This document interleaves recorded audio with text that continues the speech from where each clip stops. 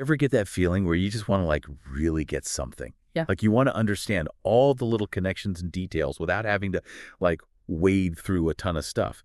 That's kind of what we're all about here. hmm And today we're doing exactly that with a film series that I think a lot of us have a soft spot for, Peter Jackson's Lord of the Rings movies. And what's interesting for you listening is that you're coming into this conversation with one of us who's not just a fan, but someone who's really spent time dissecting these films. Yeah.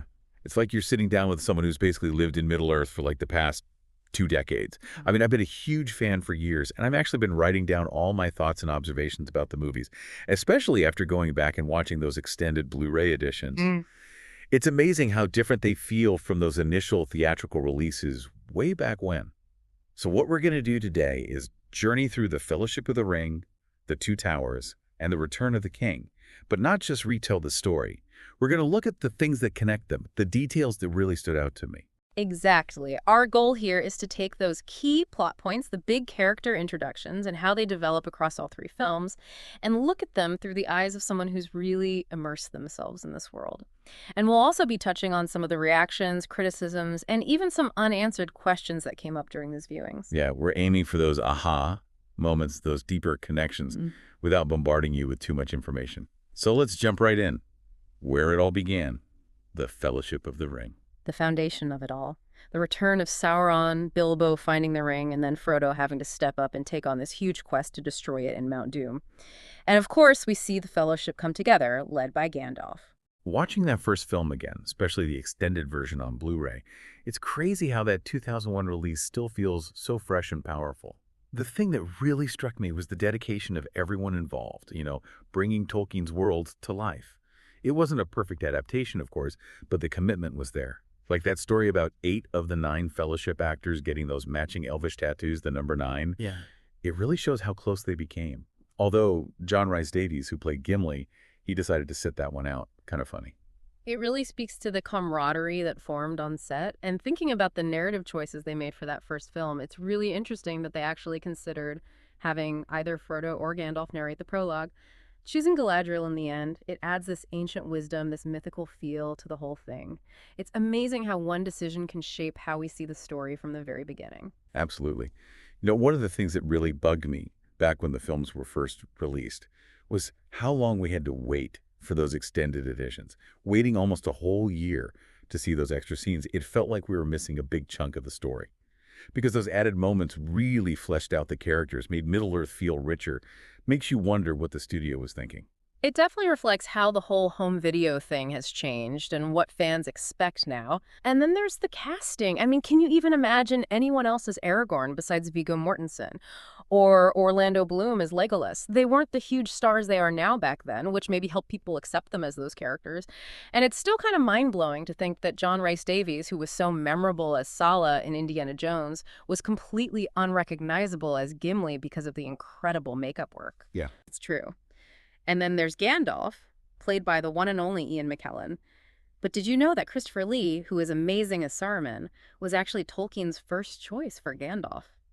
It's crazy to think how different it could have been, but McKellen's performance is just so iconic. It makes you wonder what the film would have been like with Lee in that role, how the whole tone might have shifted. It raises a really interesting question about how those different actors might have interpreted the character. And then there was Elijah Wood as Frodo. I remember people weren't sure about him at first because of his previous roles, but he captured Frodo's vulnerability and that inner strength so well. And Sean Astin as Sam, he's the heart of that journey. It's a fun fact that he actually directed a short film while they were shooting Lord of the Rings, which just shows his passion for filmmaking. And of course, you can't forget Sean Bean as Boromir, a character who always seems to meet a tragic end no matter what he's in. All the behind-the-scenes stuff is so fascinating, like how Cate Blanchett specifically asked for those slightly pointed ears for Galadriel. Such a small thing, but it adds so much to her otherworldly presence. And Liv Tyler as Arwen, she just fit that role perfectly. She embodies that elven grace. And then there's that story about Ian Holm filming all his scenes as Bilbo in front of a blue screen because he didn't want to travel to New Zealand. That's dedication. And of course, there's Hugo Weaving, going from the cold, calculating Agent Smith in The Matrix to the wise and regal Elrond. The talent in that cast is just amazing. And you can't forget about Peter Jackson's cameos, the burping guy in Bree, those portraits in the prancing pony, and even his arm appearing for a second to hold Sting when Sam picks it up. It's those little touches that make the films feel so special. And the actors didn't shy away from the physicality of it all. I mean, Viggo Mortensen insisted on using a real steel sword, which led to a broken tooth during a fight scene. Orlando Bloom cracked a rib, Sean Astin had that serious foot injury, and even Liv Tyler got a cut on her thigh. They really threw themselves into Middle-earth, didn't they? It's a level of commitment you don't see that often. And that physicality definitely adds to the film's sense of realism. Of course, no movie is perfect, and there are a few goofs, like Legolas' eye color changing, which fans still love to point out. And then there's Figwit, that random elf that everyone fell in love with, which just shows how much people pay attention and connect with even the smallest details. Yeah, even early on, the design for Gollum wasn't totally consistent. His eyes seemed to change a bit from those first glimpses to his final look. It's important to remember that originally they were thinking of squeezing all 3 books into one film. So it makes sense that they had to change things up to make it work for the screen. Absolutely. Adapting something like Lord of the Rings for film means making difficult choices. But even with those changes, there are some details that just make you curious. Like how only Frodo's sword, Sting, glows blue when orcs are around.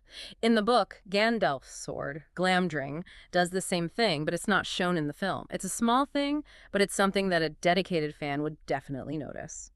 So the Fellowship is formed, they face those first challenges, and then we move into the Two Towers.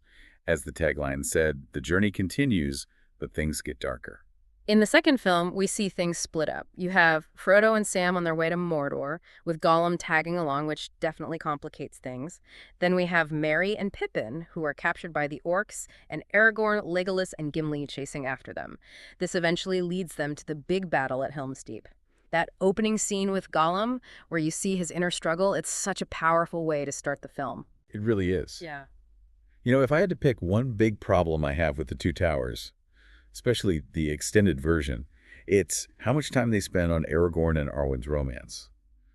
While it's interesting to see their relationship and the choices they have to make, there were just too many scenes. It felt like it took away from the other storylines. You could argue that the scene in Fellowship where Arwen has that vision, and then the scene where she talks with Elrond about her fate, those scenes basically told you everything you needed to know about their relationship. And remember, Arwen doesn't really appear in the second book, so this is something they added for the film. Maybe they were trying to broaden the appeal or give certain audiences what they wanted. Exactly. And then there's Legolas and his, let's call them stylized action sequences. That part where he jumps onto his horse at the beginning. Still scratching my head over that one. And shield surfing down the stairs while shooting arrows at Helm's Deep. It looked cool, but it was a bit much, even for an elf. But some of the humor worked perfectly. The whole running joke with Legolas and Gimli counting their orc kills and that moment where Gimli gets tossed at an orc, those were great. The Two Towers also brings in a lot of new characters. We have Brad Dourif, who was perfect as the creepy Grima Wormtongue. Carl Urban as Emer, all strength and loyalty. You might recognize him from Doom. David Wenham as Faramir, Boromir's brother, who's got a lot more going on morally. Later on, he was in 300, which a lot of people have seen. Craig Parker as Haldir, leading those brave elves at Helm's Deep. And Miranda Otto as Eowyn. You can tell she's going to play a bigger part in the last film. She was also in What Lies Beneath, which was a good thriller. And of course, Peter Jackson sneaks in another cameo, this time as a soldier throwing spears during the big battle. Did you know that the studio actually wanted Cate Blanchett to narrate the beginning of The Two Towers? Peter Jackson said no, and instead put her narration at the end as a kind of summary. And I think he made the right choice. An opening narration for a film that's already almost 3.5 hours long in the extended version. That would have been too much. It's all about balance, giving the audience information without slowing things down too much. And the actors weren't spared from injuries during The Two Towers either. Orlando Bloom with his broken ribs again. Viggo Mortensen, remember how he broke his toe kicking an orc helmet? And Gimli's stunt double even hurt his knee. It's pretty amazing to think about these guys pushing through injuries on and off set. It's kind of mind-blowing to learn that there were less than 100 real Uruk-hai actors on set for Helm's Deep. Most of that massive army was CGI. Peter Jackson was super involved in creating the software they used to make those huge battle scenes happen. It just shows how ambitious he was, how dedicated to making his vision a reality. And that use of technology was crucial for bringing Tolkien's world to life on such a massive scale. One of the design choices in The Two Towers that stands out is how the wargs look. In the film, they're based on hyenas, more dog-like, but in the book, they're described as being more wolf-like. It's interesting that in The Hobbit, An Unexpected Journey, they went back to a more book-accurate design. It just goes to show that sometimes these adaptations are about interpretation rather than being totally faithful to the original. You're right. The second film is probably the one that deviates the most from the book in terms of what happens when. Some of that was due to practical filmmaking reasons, things like budget, shooting some scenes during the day to save money. And then some changes probably happened because they were rewriting the script even while they were filming. There are some interesting stories about the horses they used in the films. They decided to buy like 300 horses instead of renting them. This allowed the actors to really connect with their horses, and the trainers had more time to work with them. Viggo Mortensen loved his horse so much that he bought it when they finished filming. He even bought Liv Tyler's horse for her as a gift. And during those epic cavalry charges, the lances they used were made of cardboard. They had to make sure no one, horses or actors, got hurt. This is definitely the film where people who are really attached to the book have the most issues. The timeline is condensed. Things happen in a different order compared to the novel. Some plot lines are pushed into The Return of the King, while others are shortened or changed. It's a big talking point for people who prefer a more faithful adaptation. But even with those changes, The Two Towers has some incredible moments.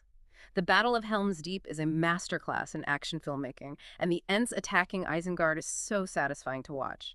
For a lot of people, those two sequences alone make this film an essential part of the trilogy. And then we arrive at the grand finale, The Return of the King.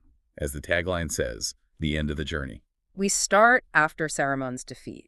Theoden goes back to Edoras, and they realize that Sauron is about to attack Minas Tirith with everything he's got.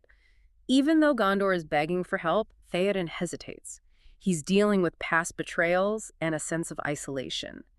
Meanwhile, Frodo and Sam are getting closer to Mount Doom, and Gollum is getting more and more treacherous. That flashback at the beginning, showing how Sméagol was corrupted by the ring, is a really powerful way to start the last film. It really sets the stage for the internal conflict Gollum is going through. And, this brings back a memory for me. I went to the special screening where they showed the extended editions of Fellowship and Two Towers back to back, and then the theatrical cut of Return of the King premiered right after. It was a whole day at the cinema, completely immersed in the story. Experiencing all three films like that really highlighted how connected they were for me. That sounds like an amazing way to see the conclusion of the trilogy. Something you start to notice when you watch the films a few times is that sometimes the scale of things is a bit off, especially with the hobbits compared to the taller characters. They used a lot of forced perspective and camera tricks, but every now and then you see something that doesn't quite line up. It's a testament to how well made the films are, that those moments don't take you out of the story. You're right. And although we don't get any completely new characters in The Return of the King, we do see more of certain characters. The Witch King of Angmar, even though you never see his face, his presence is terrifying. And then there's Gothmog, the orc commander. He's a major villain in the battles for Minas Tirith. Fun fact, both of those characters were played by the same actor. In the book, we don't know what race Gothmog is, so making him an orc was a choice they made for the film. The whole production was massive. 7 years of constant work on all three films, and get this, they were still filming parts of the extended Return of the King just a month before it came out in theaters. That's crazy dedication. And Peter Jackson's final cameo is in this film. He's that Corsair sailor who Legolas shoots on the ship. Apparently a lot of the crew members were also in that scene. And there's a cool little detail. You can see his arm for a split second holding Sting at the beginning when Sam picks it up. It's like a subtle way of bookending his involvement. It's interesting to know that Peter Jackson wasn't sure about including the Army of the Dead at first, but he knew how important they were to the book and the fans, so he put them in. It shows how difficult it can be to adapt something so beloved while also trying to appeal to a wide audience. And for those who remember Figwit from the first film, he's back. Yeah. He has a little scene with Arwen in the forest, and he even gets to say a few lines. It's a nice little nod to the fans. The Return of the King was a huge success. It broke all sorts of records at the Oscars. The most nominations for a trilogy, 11 awards for a single film, including Best Picture. It was the longest film title to ever win Best Picture, and it's not very often that a sequel gets that much recognition. It cemented its place in film history. There are a few things that the films don't fully explain, but the books do. Like, why didn't the Eagles just fly Frodo to Mount Doom? The books explain that the Eagles are proud, they don't want to get directly involved in the affairs of Middle-earth, and the ring would have been a huge temptation for them. The films also aren't totally clear on how Shelob manages to sting Frodo through his mithril shirt. You see a wound on his chest, but the book says the sting happened near his neck, where the armor didn't fully protect him. It's these kinds of details that show how rich Tolkien's world is. Those little things add a lot to the story for people who've read the books, and there's a lot of debate about whether the theatrical or extended cut of The Return of the King is better. Some people think the theatrical cut is better paced, that the extended version is a bit too long. But the extended version has that scene with Saruman's death, which some people feel is important, even though it might have fit better at the end of The Two Towers. In the end, I think it comes down to personal preference. But most people seem to agree that the extended fellowship is the best version. I think the Lord of the Rings films did something incredible. They stayed true enough to the books for the fans, while also introducing this amazing world to a whole new audience. There's a lot of excitement for new Lord of the Rings adaptations, but also some worry about whether they can capture the same magic, that attention to detail that made Peter Jackson's films so special. For me, it's the way the different storylines connect and the consistent look of the films that make them a truly epic trilogy. So, as we wrap up our deep dive, we've taken a look at the Lord of the Rings films through a special lens, the perspective of a dedicated fan. We've talked about important plot points, character development, fun behind the scenes stories, and some personal thoughts about this cinematic masterpiece. And hopefully you, the listener, have come away with a better understanding of the details and connections in these films without having to watch them all over again or do a bunch of research yourself. We wanted to give you that insight in a fun, easy to understand way. And this leads to a final question for you to think about. How does the perspective of a truly dedicated fan change how we understand and appreciate a film or book or any work of art? Maybe this deep dive will make you want to revisit the Lord of the Rings trilogy, or maybe you'll want to explore some of the communities and discussions where people are talking about these films and see what other layers of meaning you can uncover.